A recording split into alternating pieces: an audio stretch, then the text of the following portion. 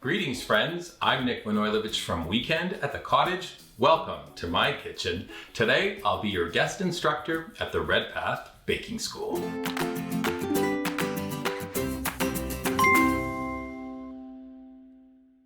Today I'll show you how to make a sensational donut recipe. We'll be using two sugars, Redpath's dark brown sugar and Redpath granulated sugar to make these scrumptious treats. You'll be able to reference the full recipe at redpathsugar.com. Head there if you're looking for additional tips on technique, tools, and inspiration. I know you're gonna love this recipe, so let's get started. Let's start by taking a small bowl into which we're gonna add a 1/4 cup of warm water and 1½ teaspoons of dry active yeast. Spatula, whisk, or spoon, let's stir those ingredients together. We're gonna let our yeast mixture stand for 5 minutes. Next, we heat 1 cup of whole milk on medium heat until just warm. Now we're gonna take a large bowl. I'm gonna add a 1/4 cup of Redpath's dark brown sugar,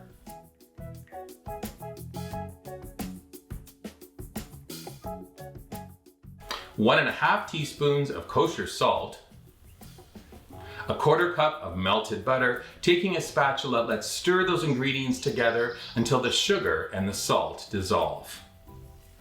Now we add the warm milk into the bowl. All of you dough makers out there are gonna be like, wow, this has a really interesting caramel color, Nick. And then I say, wait until you taste it, so fabulous. Continuing, add the proofed yeast over to the side for a second. I'm taking a small bowl, cracking an egg at room temperature. Why in that small bowl? Because I get to look down and make sure there's no shells in there. I'm gonna whisk the egg, add it into the mixture, stir everything together to combine. Now we're gonna add 3½ cups of all-purpose flour.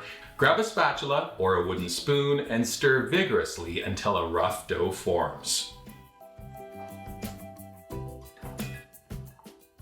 I love this next step where we sprinkle flour on our work surface, turn the dough out onto it, sprinkle a little bit of flour on top, and now we're gonna knead our dough. If you've never made a yeast dough before, practice right now. I love that motion of pushing the dough, kind of pull it together, push again, and you knead in this fashion for about 4 to 5 minutes. The dough becomes nice and smooth. We're gonna transfer it back into a large bowl. I'm taking a little bit of vegetable oil. I'm gonna brush the side of the bowl, plus just kind of tap the top of the dough. Then you're taking wrap or a clean dish towel. We're gonna cover and set it in a warm spot in your kitchen. We're gonna let this dough proof for 1½ hours. While that dough is rising, you can start dreaming about how wonderful this is gonna taste. It's also a good time to check out other recipes, baking tips, and inspiration at redpathsugar.com. Certainly one of my favorite go-to sites. After your dough has risen, take a moment, pull away that towel, and yes, say it out loud. Wow, how beautiful does this look? You can punch down the dough onto a floured surface, turn it out. We're gonna take a floured pin, and now we're gonna roll the dough out into a rectangular shape about 2 centimeters thick. Here's where you get creative. I need you to find 2 glasses, a larger one and a smaller one, and think about the process. We're creating donuts and holes, so that sizing is important. I'm taking my largest glass first, placing it down into the dough, and then give it a good twist. Make sure each press and twist is close to the previous one. Now we're gonna take our smaller glass, repeat, placing the glass into the middle of those circular shapes, press down and twist. So you've just created the donut shape and the donut holes. After that first pass, you can gather up the scraps of dough, roll, and repeat. You're gonna use up all of that donut dough.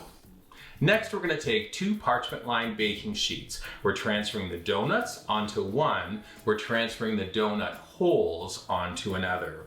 I have a 1/4 cup of melted butter. Lightly brush the top of the donuts and the donut holes.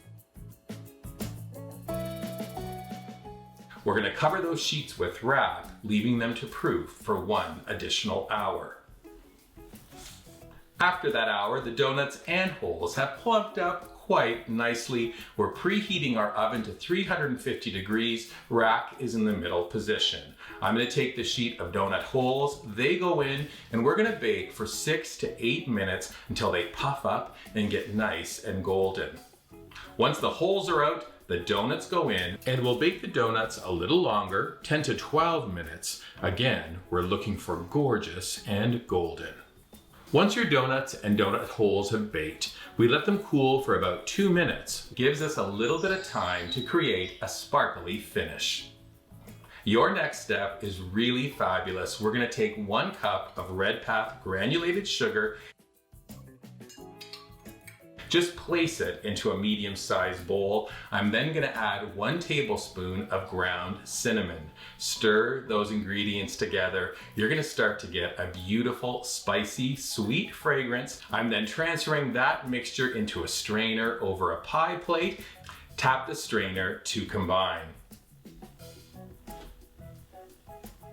Now we're ready to head back to that sheet of baked donut holes. I still have some melted butter. We're gonna brush the top of each hole and then take one and slowly just twirl it in that cinnamon sugar finish. How cute and adorable are these? Continue with all of the donut holes. Now we're taking some more of that melted butter. We're brushing the tops ever so lightly. Grab those donuts and just invert them in that sparkly cinnamon sugar finish. Looks amazing.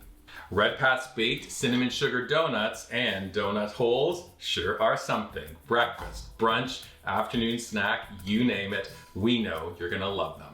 Oh my gosh, geez, I forgot the best part. Now we get to try them. Until next time, we hope to see you again soon. You're fabulous. Oh, beauty.